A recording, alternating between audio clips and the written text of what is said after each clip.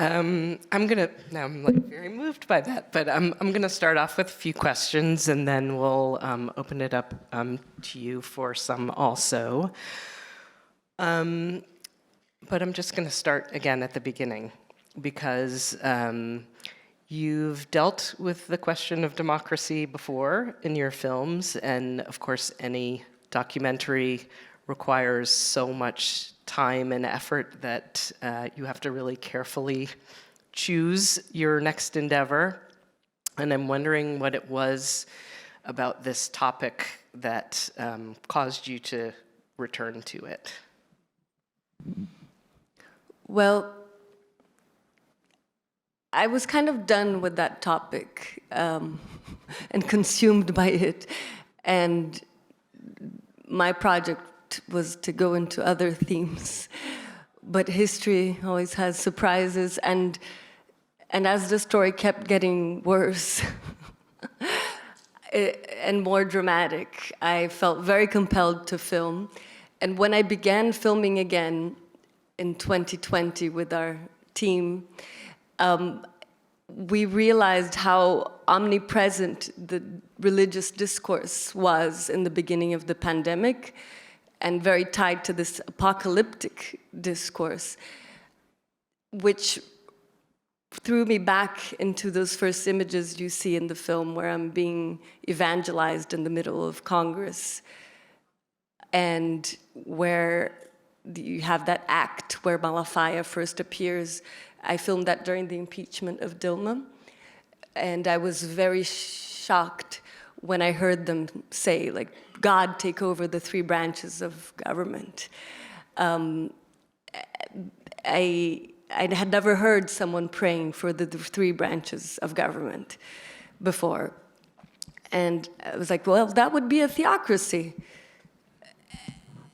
And then when we started filming, actually that would be almost in every single prayer.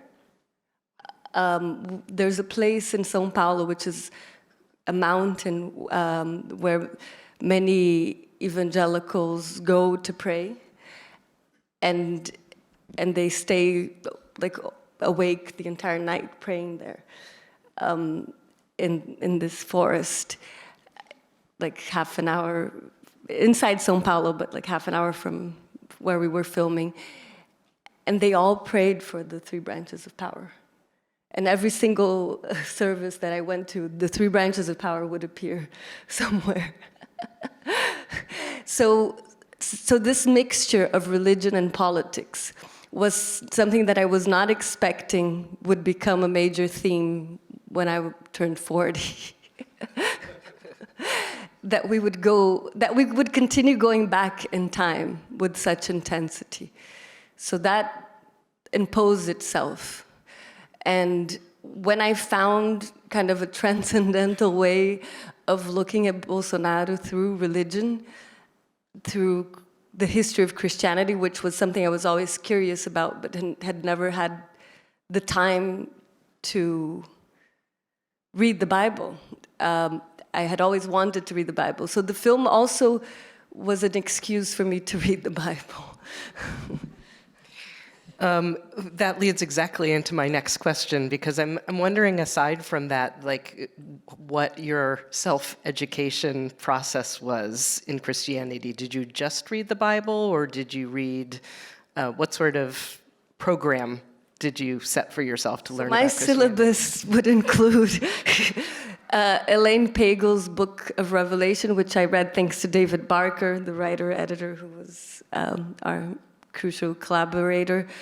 And he made me a great reading list also with The Kingdom, this book about St. Paul by Jean, what's his name? Jean Carrière, yeah. Carrière. Emmanuel Carrière, sorry, I've forgotten my reading syllabus. Yeah, Don't worry, Emmanuel Carrière, it's not a final test. Who is a French screenwriter and author. I recommend. Many American reflections on the marriage of religion and religious fundamentalism to Christianity, which you have been great precursors, such as Randall Balmer, Karen Armstrong on fundamentalism, and then reflections, John Locke. I mean, do we want the whole reading list? No, I was just curious how deep you went, and I think the answer is pretty deep. You went pretty deep.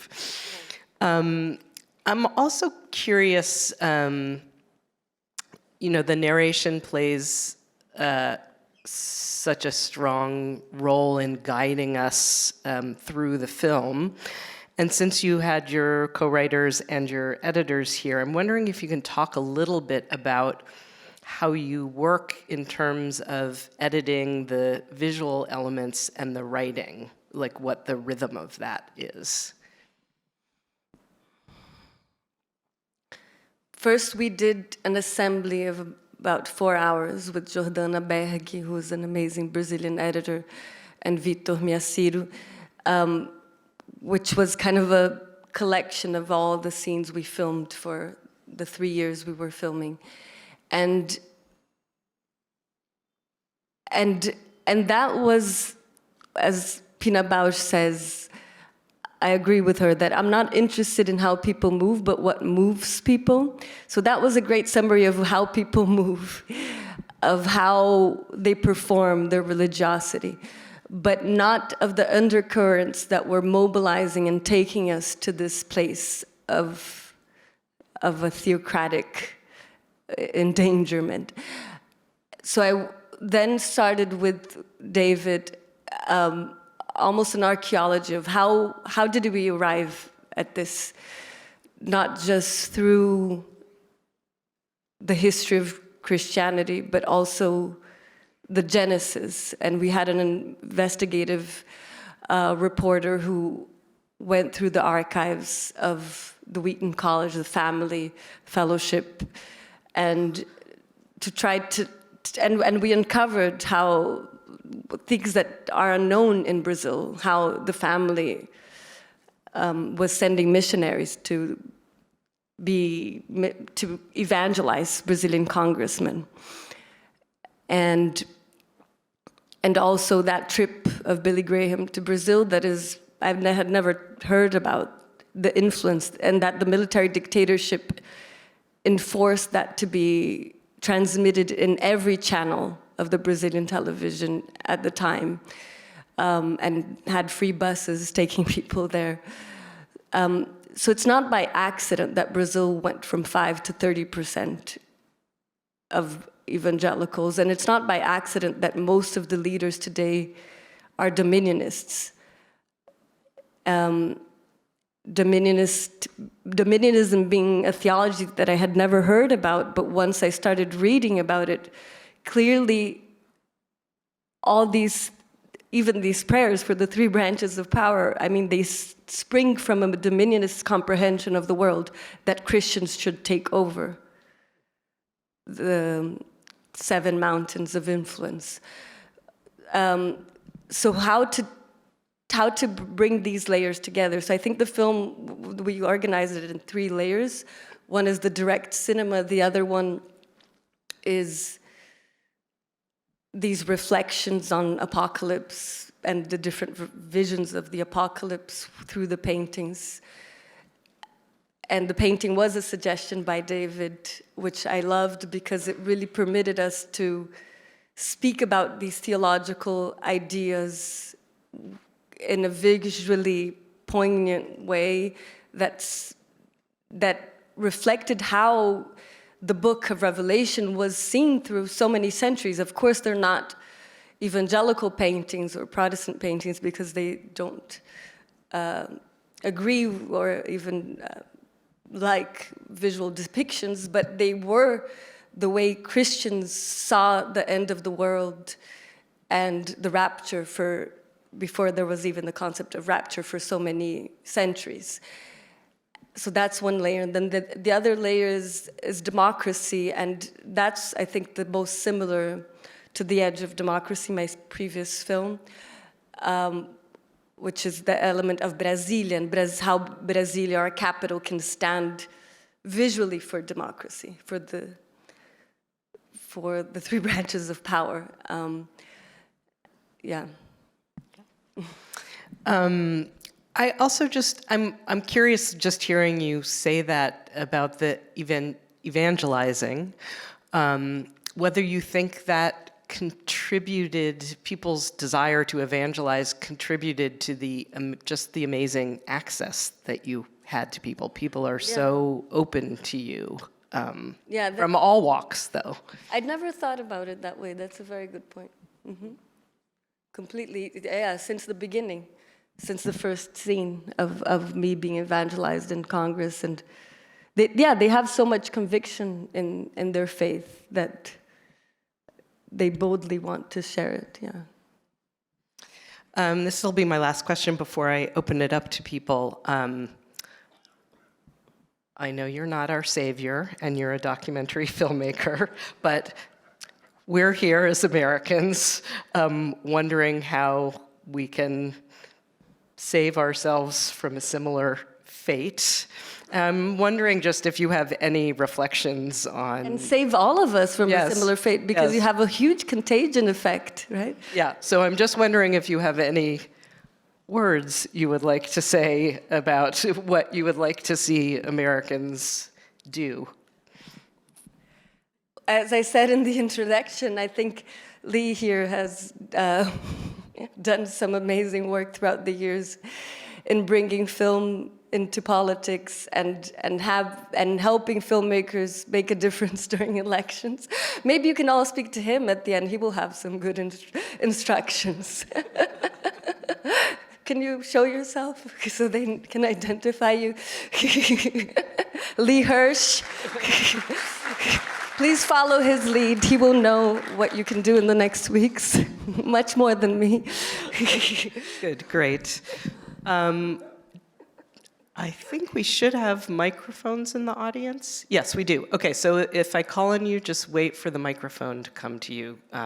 Does anyone have any questions? Yes, you in the white shirt and dark sweater here towards the front.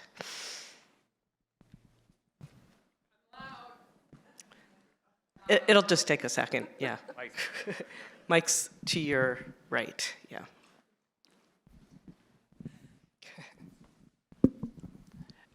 This is a very small question. Given the enormity of what you've accomplished here, I had a very emotional reaction, especially to Billy Graham, who tortured me as a child. But is the cleaning woman that you interviewed with the child the same cleaning woman who is sitting on the steps in the presidential palace? Damn! Okay, thank you. It's wonderful, Petra. Incredible work. Thank you.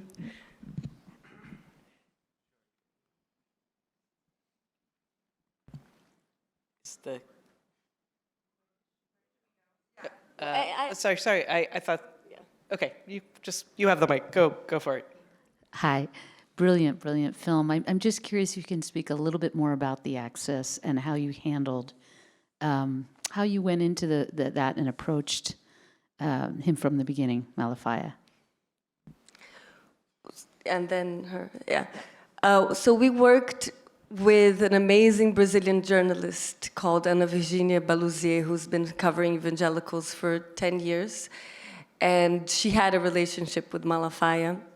And my producer, Alessandra Rufino, when she came on board and saw the footage, she actually recommended we speak to Malafaia and approached and invited Ana to join our team.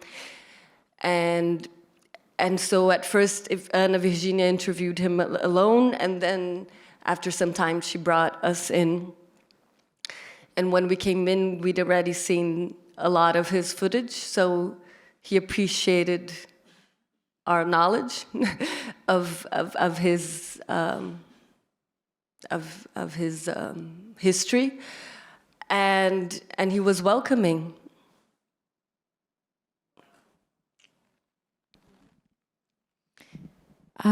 Petra, thank you so much for your work. This was really enlightening, also very triggering.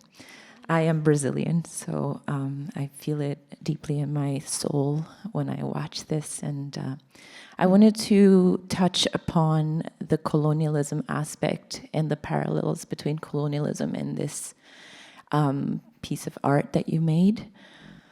I am someone that practices Afro-Brazilian religious practices, and I see that the Christian sect has also persecuted a lot of the people in my community in ways that are as violent as what we just watched. They actually go into terreiros and they break them down and they burn them, and the people are very, very scared. But I do see that there's a parallel here with the colonial strategies of gaining power, and how disempowering people at their core is actually the main strategy that they use. So I wanted you to talk a little bit about that. Yeah, there's a film in itself about the persecution that African religions and also indigenous religions in Brazil suffer from evangelicalism. And that film has been made in different iterations. Like, I recommend Espagé for the indigenous element, and the Afro-Brazilian. Do you recommend any film about that? Santo Forte touches upon it, but there's a film to be made. Maybe you can make it, because it should be made. It's so aggressive to the point, yeah, that they burn many temples, many terreiros, and indigenous worshiping places. I had at a moment these images in the film, but it didn't fit.